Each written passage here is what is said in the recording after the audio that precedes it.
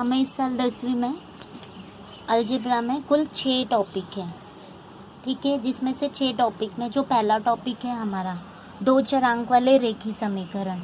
या अगर आपको याद होगा, हमें 9वीं में भी 5वां लेसन था जहाँ पर हम लोग ने युगपत समीकरण हल किया था, ठीक है। अब यहाँ पर मैं आपको 1.2 में युगपत समीकरण को आलेख विधि से हल करने के लिए जो सारणी पूर्ण करनी होती है, वो सारणी कैसे हल की जाती है वो सिखाने जा रही हूँ। अगर आपको याद होगा, हम लोग ने 9वीं में भी जो आलेख वाला जो टॉपिक था भूमिति में, वहाँ पर भी ये सारणी हल की थी, ठीक है। अब हम लोग पहले एक एग्जाम्पल करेंगे। एक सवाल मैं आपको हल करके दिखाती हूँ, उसी तरह से आप बाकी के भी सवाल हल करोगे। यहाँ पर क्वेश्चन दिया हुआ है हमारा x + y = 3 दिया हुआ है, ठीक है। और हमें ये सारणी दी गई है जो एग्ज़ाम में आती है। इस साल मार्च में जो पेपर हुआ था 2020 में, ठीक है, वहाँ पर एक सवाल जो आया था सारणी पूर्ण करने के लिए, ठीक है। हम लोग यहाँ पे ये सारणी पूर्ण करना मैं सिखा रही हूँ। ये क्वेश्चन दिया हुआ है हमारा, ठीक है। अब देखिए यहाँ पर x का मान कितना दिया हुआ 3, और हमें किसका मान निकालना है, y का, ठीक है।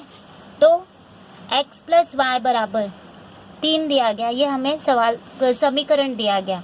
अब हम क्या करेंगे, x की जगह पर क्या लिखेंगे, क्या मान रखेंगे, 3, ठीक है। x की जगह पे 3 रखा, + y = 3।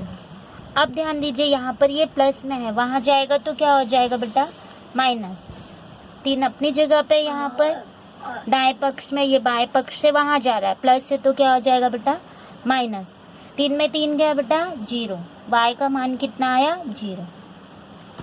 देखिए यहाँ पर हम सारणी में 0 लिख देंगे।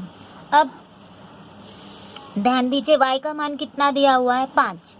तो हम इस समीकरण में y की ही जगह पर क्या लिखेंगे, 5 = 3।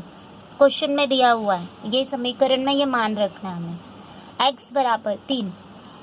ये यहाँ पर देखिए, ध्यान दीजिए 5 प्लस में है, वहाँ जाएगा तो क्या हो जाएगा बेटा, माइनस में।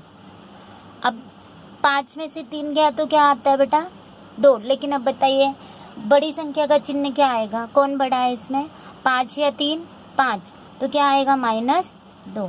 तो x का मान कितना आया, -2। इसी तरह से हमें y का मान क्या दिया हुआ है, 3 दिया हुआ है, बराबर 3।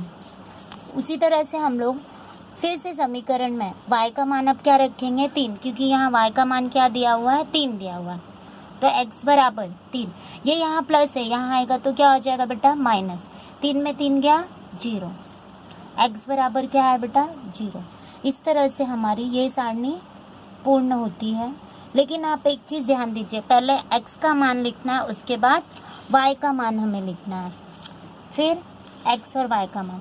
और आपको याद होगा चिन्ह का गुणा मैंने सिखाया था, माइनस का गुणा माइनस में होता है तो क्या होता है बेटा, प्लस का गुणा माइनस में होगा तो माइनस, और माइनस का गुणा प्लस में होगा तो माइनस, प्लस का गुणा प्लस में होगा तो प्लस होता है।